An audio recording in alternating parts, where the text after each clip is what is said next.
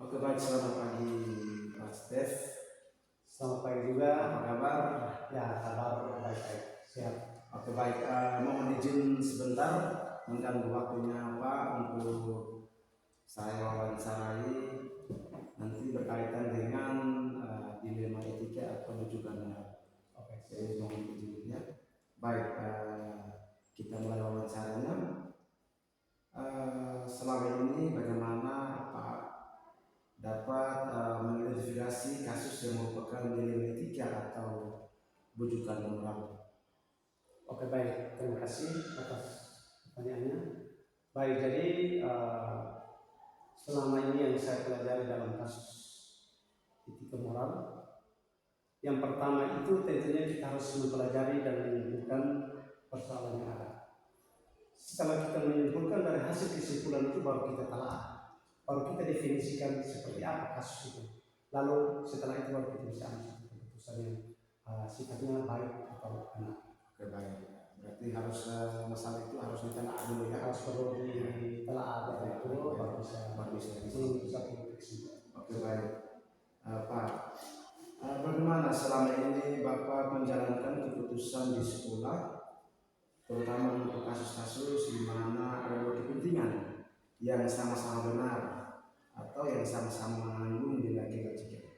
Oh baik, untuk mengambil keputusan-keputusan yang ada di sekolah, tentunya saya secara pribadi tidak bisa ambil keputusan secara sepihak. Tentunya ada beberapa pihak yang saya libatkan dalam kasus ini. Dalam keterlibatan ini, di situ ada warga-warga sekolah, sehingga kita lihat dari pada kasus itu seperti apa. Dan intinya bahwa saya tidak bisa ambil keputusan secara sepihak. Berarti perlu melibatkan warga sekolah. Oke, Bapak, bagaimana langkah-langkah atau prosedur seperti apa yang biasa Bapak lakukan selama ini?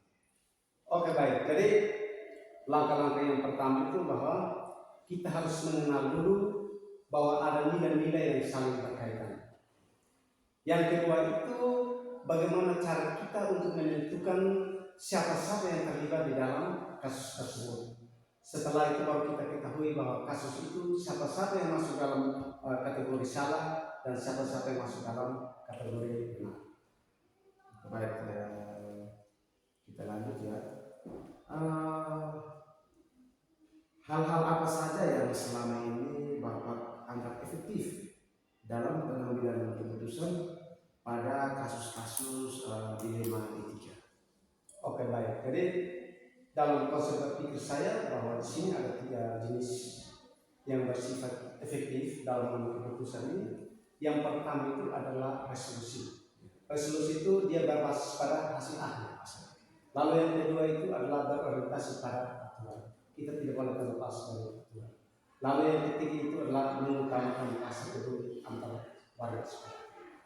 Berarti menurut Bapak itu 3 hal itu yang bisa membantu ya, itu cukup efektif dalam mengambil keputusan. Baik Bapak, hal-hal apa saja yang merupakan tantangan dalam Bapak mengambil suatu keputusan pada kasus-kasus dilema itu? Oh ya, yang kasus yang pertama itu adalah tantangan sosial. Jadi dalam tantangan sosial ini bagaimana keterlibatan antar masyarakat di pihak sekolah dalam menangani kasus tersebut. Lalu yang kedua itu adalah perubahan nilai-nilai dalam masyarakat. Lalu yang ketiga itu adalah tercapainya perubahan, maksud saya tercapainya suatu kesepakatan antar masyarakat di dalam lingkungan pendidikan. Oke baik. Baik Bapak, apakah Bapak memiliki jadwal dalam menyelesaikan kasus dilema etika atau bentuk prosedur seperti apa yang Bapak jalani di sekolah? Oke baik, jadi untuk jadwal dalam penanganan kasus ini kita lihat dari jenis kasusnya. Entah kasus itu kasus ringan atau kasus berat. Kalau memang kasusnya kasus ringan, tidak perlu kita buat jadwal yang karena kasus-kasus ringan tidak bisa diselesaikan dalam waktu yang singkat. Tetapi kalau namanya kasus-kasus berat, mungkin ada keterlibatan yang perlu saya undang.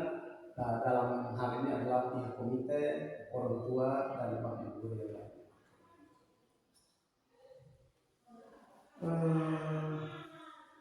Adakah seseorang atau faktor-faktor apa yang selama ini mempermudah Bapak dalam pengambilan keputusan dalam kasus dilema etika? Oh, yang termasuk dalam faktor-faktor itu, yang pertama itu adalah unsur keterlibatan masyarakat. Dari setiap persoalan itu pastinya bahwa itu yang mendorong saya untuk mengambil setiap keputusan dalam kasus dilema etika. Berarti yang melibatkan semua unsur. Melibatkan semua unsur. Dari hal yang telah Bapak sampaikan tadi, kira-kira apa pengalaman apa yang bisa Bapak bagikan kepada saya sebagai calon guru? Ya, pengalaman yang ini kita berbagi pengalamannya. Jadi tentunya sebagai seorang guru calon guru penggerak, tentunya ada berbagai tantangan dan rintangan. Jadi ketika Bapak mengalami pengalaman yang sifatnya menantang kinerja Bapak, itu tentunya seorang calon guru penggerak jangan ambil keputusan sendiri, harus berpikir secara mendalam, baru kita bisa mengambil keputusan secara efektif. Karena ketika kita emosi, kita jangan mengambil satu keputusan, karena pasti keputusan itu pasti akan membuat kita akan jatuh ke dalam jurang. Begini saja. Terima kasih banyak atas waktu yang telah Bapak sediakan untuk saya wawancara Bapak. Mohon maaf jika sudah mengganggu. Oh, tidak apa-apa. Oke, selamat pagi. Selamat pagi. Salam sehat. Siang Bapak Kepala. Selamat siang, Arsius. Mohon izin untuk menyita waktu sebentar. Silakan. Saya akan wawancara Pak Kepala berkaitan dengan dilema etika atau bujukan moral. Oke, baik. Ada beberapa pertanyaan yang akan saya sampaikan untuk alat.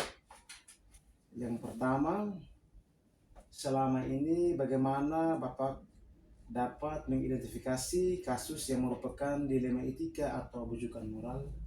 Baik, terima kasih, Arsius.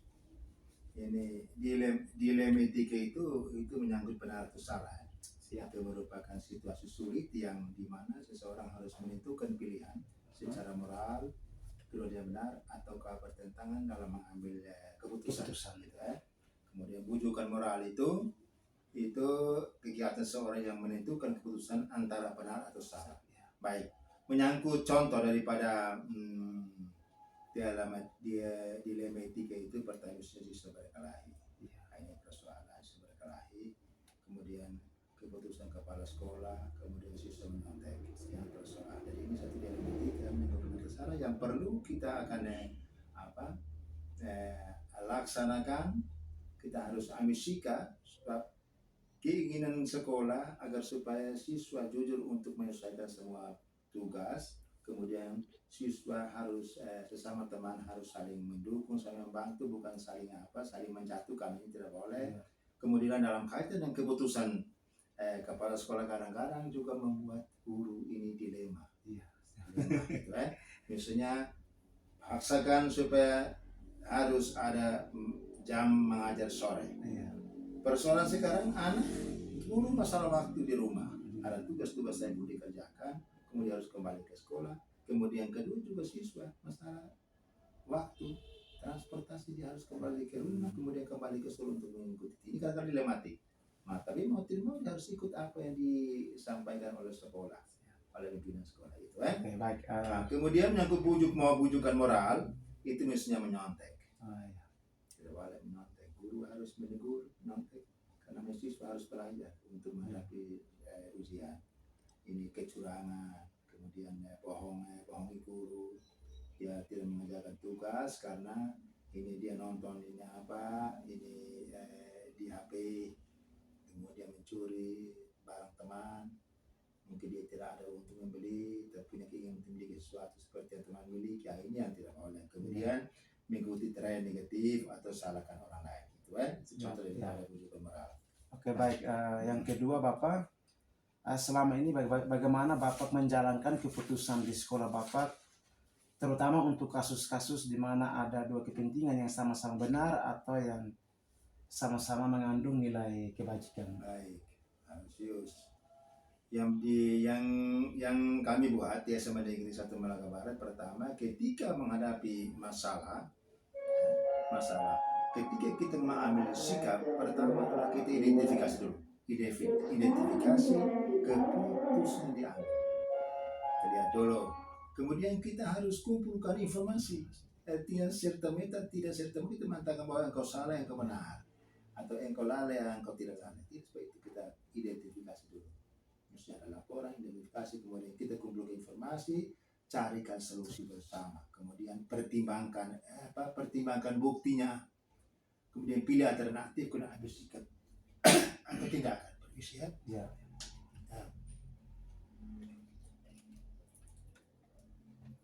Berapa hal ini harus kita pakai? Biasanya kita pakai. Sekarang bagaimana caranya? Kita kumpulkan semua, maka saya teman-teman yang menangani masalah seperti misalnya kenakalan remaja, kita tanya bagaimana, baru kita mengambil sikap. Iya. Itu langkah-langkah yang kita tempuh seperti itu. Baik, Bapak, terima kasih.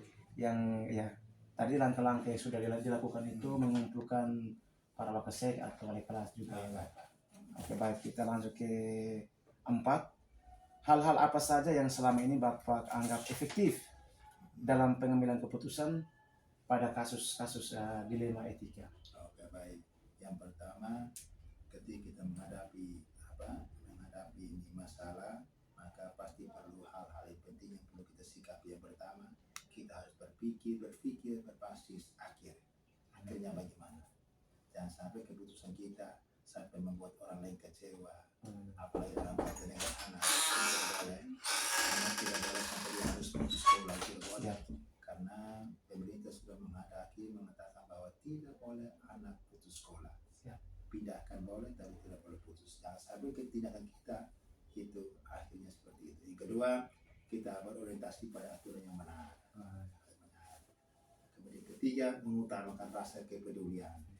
Kita namanya siswa, anak-anak yang masih dalam kondisi mereka remaja, pancaroban ini ada dalam diri mereka, maka kita harus mengutamakan rasa kepedulian kita terhadap anak-anak itu. Kita cek dulu persoalannya apa. Oh, ini anak ini karena dia orang tua tidak ada, broken home, atau orang tua keluar dari negara untuk mencari pekerjaan, mengambil uang untuk kepada mereka, dia punya orang tua saja mengasuh, orang nenek yang mengasuh. Itu juga persoalan. Sehingga hal-hal itu yang kita selalu utamakan dalam kaitan manusia etika itu. Oke, baik. Kita lanjut ke nomor 5. Hal-hal apa saja yang merupakan tantangan dalam keputusan pada kasus-kasus dilema etika? Pertama, kualitas informasi yang kita miliki. Kadang-kadang misalnya itu informasi kalau kurang lengkap, kurang benar, itu juga masalah. Yang merupakan tantangan. Kemudian juga kita andalkan asumsi yang mungkin tidak benar. Itu benar. Itu.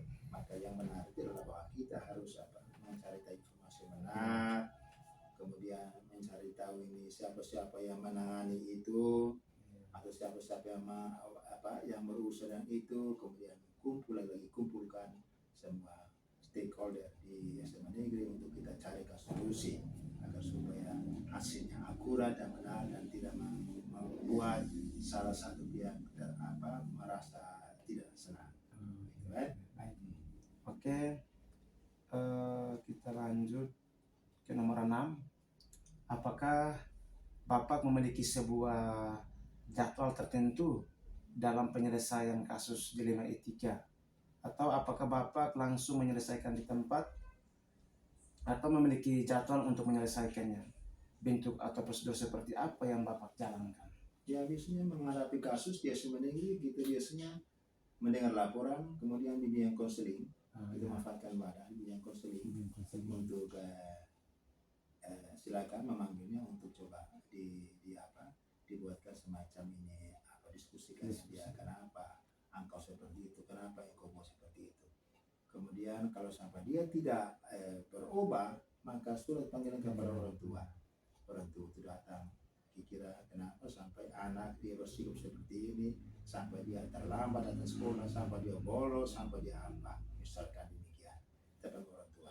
Nah kalau sampai tidak bisa membuat anak memiliki efek jerah, maka kita kumpulkan teman-teman ini Wakasek, kita undang orang tua, kita diskusikan bagaimana mengenai anak orang tua ini, bagaimana itu kita memisikan sampai kalau dia tidak mengindahkan lagi, jalan terakhir adalah bahwa kita mencarikan sekolah untuk dia bisa ini pindah itu Siap, Bapak. Oke, baik, kita lanjut ke nomor 7.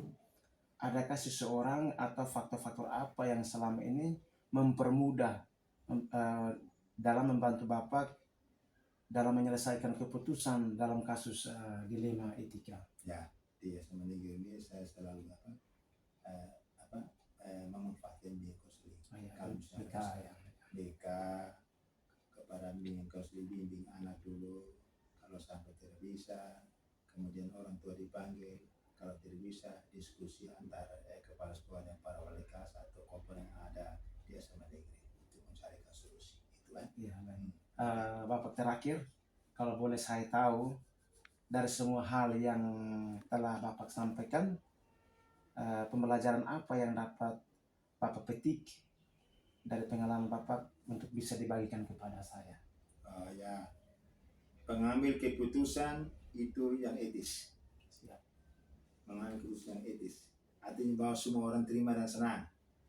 Jangan sampai kita main satu sikap yang korban tetap dia stres, yang menang dia senang, tidak boleh.